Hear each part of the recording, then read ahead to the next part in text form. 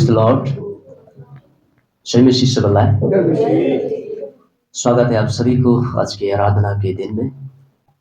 आज हमारा टॉपिक है हमारे अंतर्द्वंद। अंतर्द्वंद मीन्स आंतरिक लड़ाई, आंतरिक युद्ध, हमारे अंदर की युद्ध। हम बाहर के युद्ध तो लड़ के जीत भी सकते हैं, लेकिन हम अपने अंदर की युद्ध से कैसे लड़ें?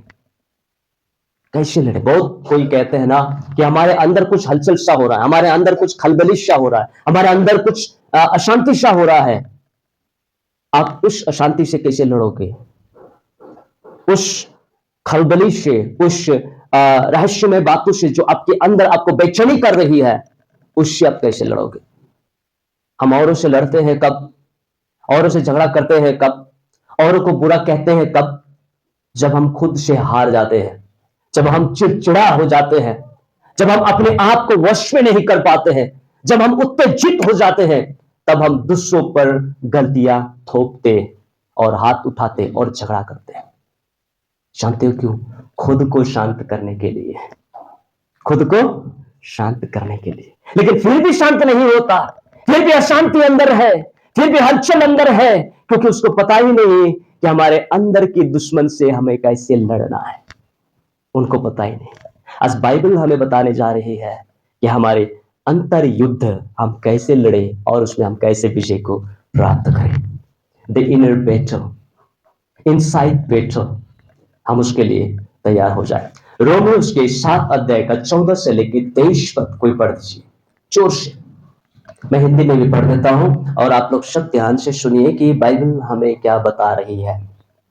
हम जानते हैं कि व्यवस्था तो आत्मिक है, परंतु मैं शरीर और पाप के हाथ बिका हुआ हूं। जो मैं करता हूं उसको नहीं जानता, क्योंकि जो मैं चाहता हूं वह नहीं किया करता, परंतु जिससे मुझे घृणा आती है वही करता हूं। यदि जो मैं नहीं चाहता वही करता हूं, तो मैं मान लेता हूं कि व्यवस्था भली है। तो ऐसी दशा में उसका करने वाला मैं नहीं, वरन पाप है जो मुझ में बसा हुआ है। क्योंकि मैं जानता हूं कि मुझ में अर्थात मेरे शरीर में कोई अच्छी वस्तु वास नहीं करती। अच्छा तो मुझ में है, परंतु भले काम मुझसे बन नहीं पड़ते। क्योंकि जिस अच्छे काम की मैं इच्छा करता हूं वह तो नहीं करता, परंतु जिस बुराई की इच्छा नहीं करता वही किया करता हूं। अतः यदि मैं वही करता हूं जिसकी इच्छा नहीं करता, तो उसका करने वाला मैं न रहा, परंतु पाप जो मुझ में बसा हुआ है।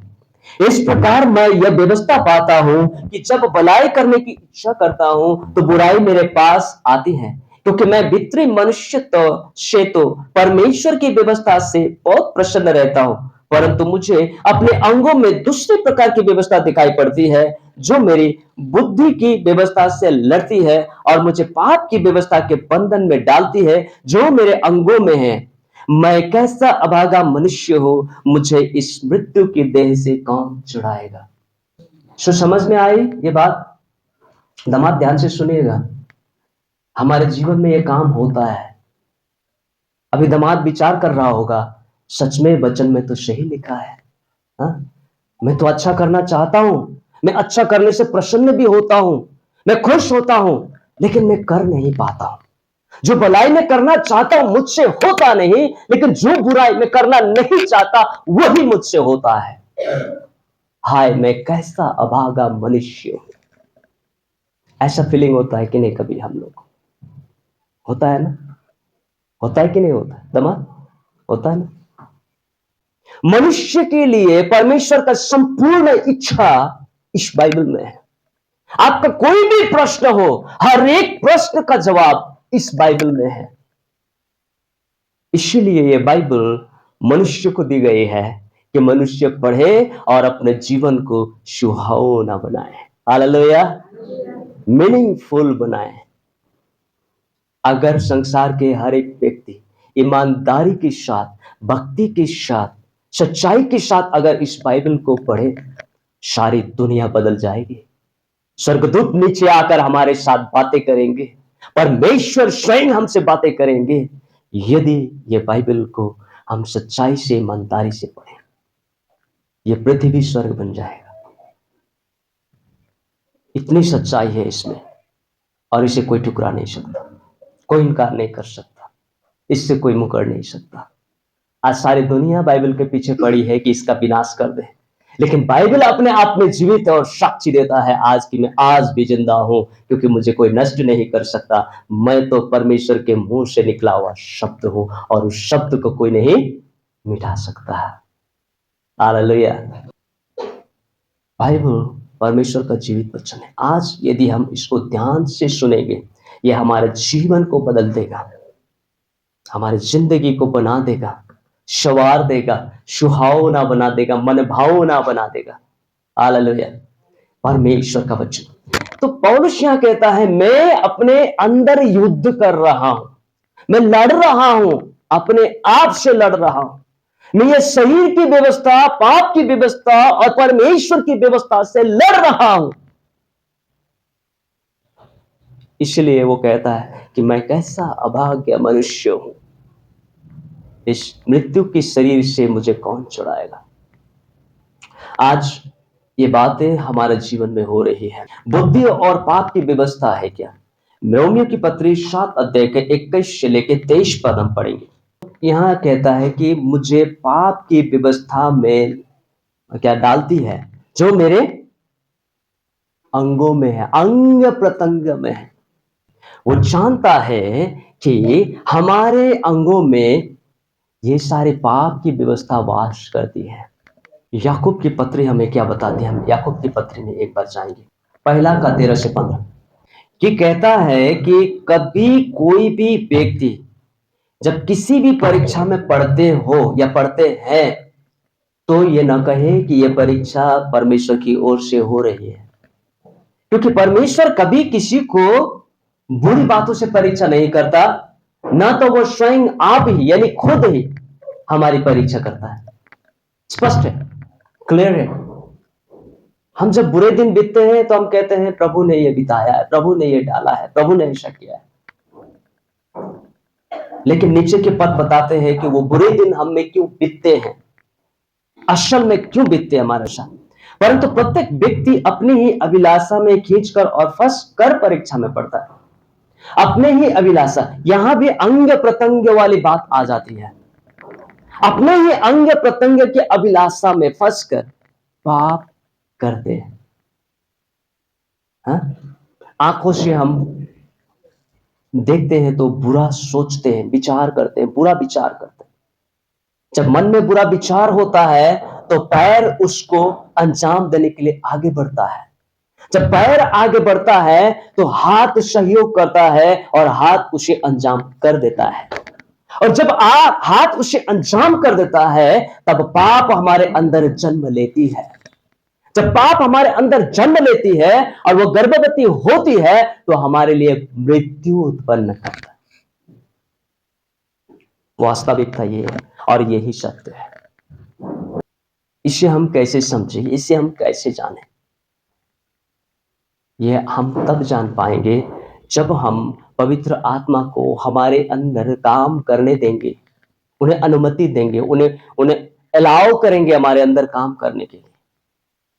दिन पवित्र आत्मा आपसे बातें करेगी और आपको आगाह करेगी कि ये गलत है, मत करो, जाओ प्रार्थना करो, परमेश्वर से बातें करो, तुम्हारे लिए छुटकारा होगा।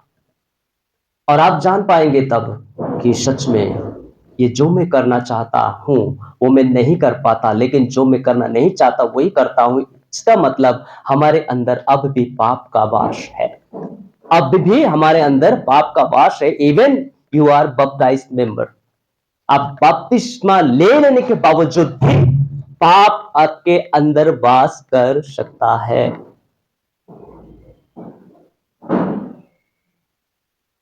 मैं नहीं कहता, परमेश्वर का वचन कहता है।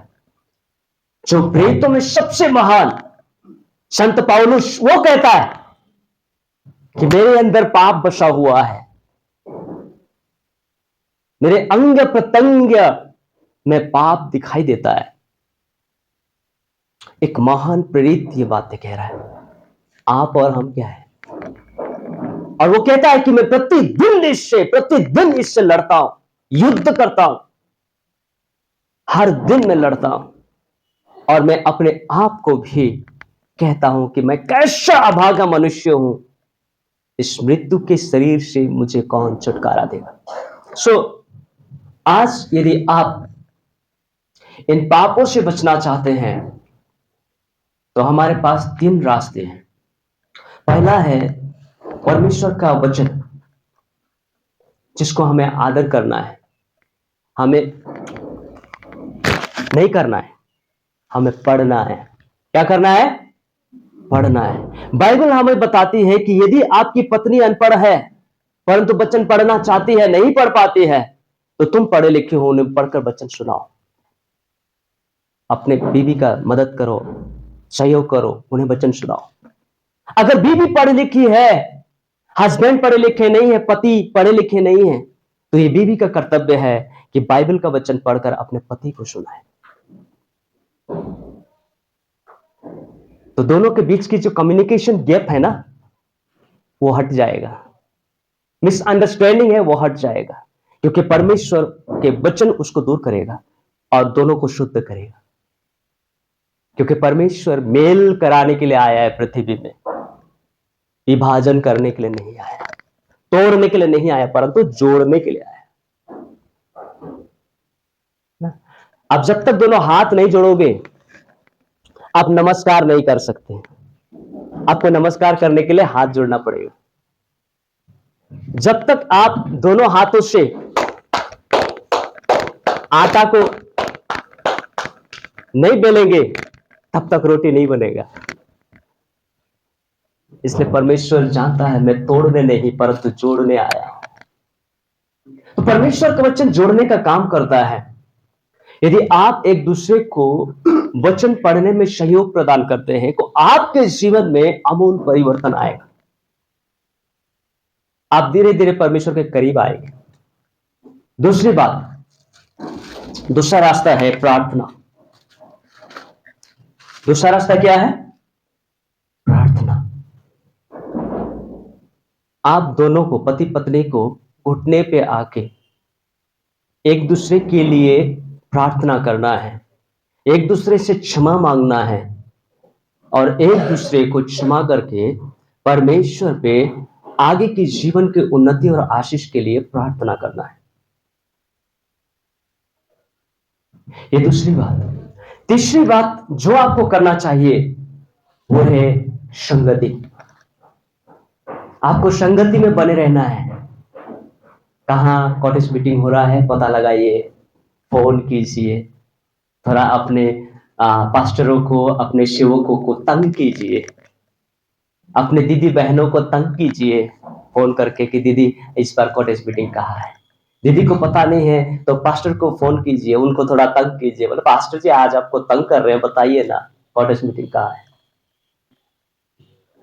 वचन का भूखा और प्यासा, संगति का भूखा और प्यासा जो होता है वो परमेश्वर के करीब पहुंचता है और परमेश्वर उसके करीब आता है और तब पाप की व्यवस्था आपके ऊपर हावी नहीं हो सकती। लेकिन यदि आप संगति को छोड़कर सिनेमा देखने जाते हो, यदि आप संगति को छोड़कर पार्टी करने जाती हो, बर्थडे पार्टी, और क्या क्या पार्टी होते हैं, बहुत सारी पार्टी है।